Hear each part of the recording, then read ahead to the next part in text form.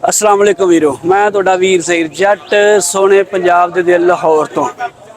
ते अज मैं तुहानूं जिहड़ी जगह की सैर कराउण वाला वो लाहौर दा वो हिस्सा है जिन्ने कई सदियां वेखियां ते इन्हां सदियां दे विच कईयां बादशाहां दा अरूज ते कईयां दा जवाल वेख्या ते कईयां दी फतह ते कईयां दी शिकस्त वेखी ते इस जगह ने कईयां ते जुल्म ते कईयां दा इंसाफ वेख्या। ते इस दरवाजे ने सब तो वड्डा जुल्म उदों वेख्या जदों पंजाब दे दलेर ते शेर पुत्र दुल्हे भट्टी नूं इस दरवाजे ते अकबर बादशाह ने फांसी ला के टंगता ते उनदी लाश नूं 3 दिन इत्थे टकिया रखिया ताकि लोग उन्होंने वेख के इबरत हासिल करन। ते ये पहले वक्तां दे विच दरवाजे इस करके बनाए जाते सन कि शहर जिहड़े सन छोटे होंदे सन ते उन्हां दे चार चफेरे कंध करके शहर नूं उहदे अंदर सारा किया जाता सी ताकि शहर की हिफाजत हो सके। ते पहले वक्तां दे विच लाहौर दे 13 दरवाजे सन। अज असी मौजूद हाँ दिल्ली दरवाजे दे। ये तुम तरतीब वाइज सारे दरवाज़ों की सैर करवावांगे जिहड़े हुण मौजूद ने, क्योंकि कुछ खत्म हो चुके हैं तो कुछ जिहड़े हुण मौजूद ने। ते आजो हुण तुहानूं विखाने दिल्ली दरवाज़ा लाहौर दा ते नाले तुहानूं दसने कि इहनूं दिल्ली दरवाज़ा क्यों आख्या जाता है। आ जाओ।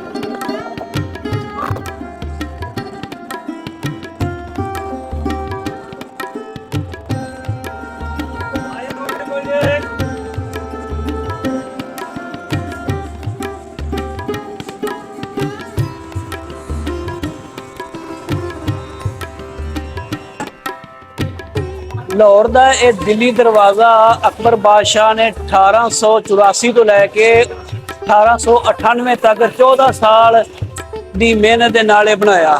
ते अकबर बादशाह ने यह दरवाज़ा उस टाइम बनाया जदों लाहौर शहर नूं खुला किया गया।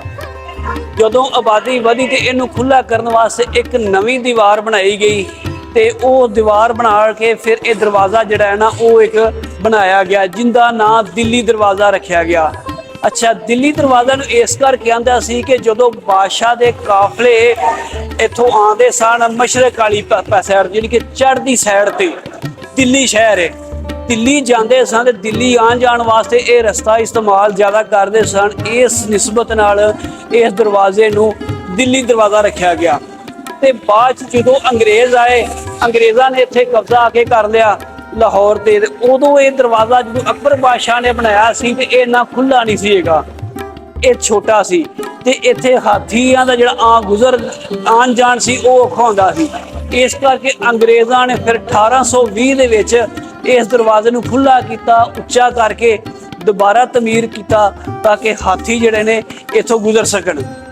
ते ए मेरे सज्जे पासे जिहड़ा दिल्ली दरवाजे इंफॉर्मेशन सैंटर है, तुसी अगर अंदरूने लाहौर की सैर करना चाहते जे तो इत्थे अंदर जिहड़े ने बंदे बैठे ने उन्हां तुसी बुकिंग करके या पैसे कुछ लैके वो तुहानूं सारे अंदरूने लाहौर की सैर करवाते हैं। तो यह लाहौर का दिल्ली दरवाज़ा। तो हुण तुहानूं तरतीब वाई असीं जिहड़ा ना वारी वारी सारे अंदरूने लाहौर की सैर करावांगे।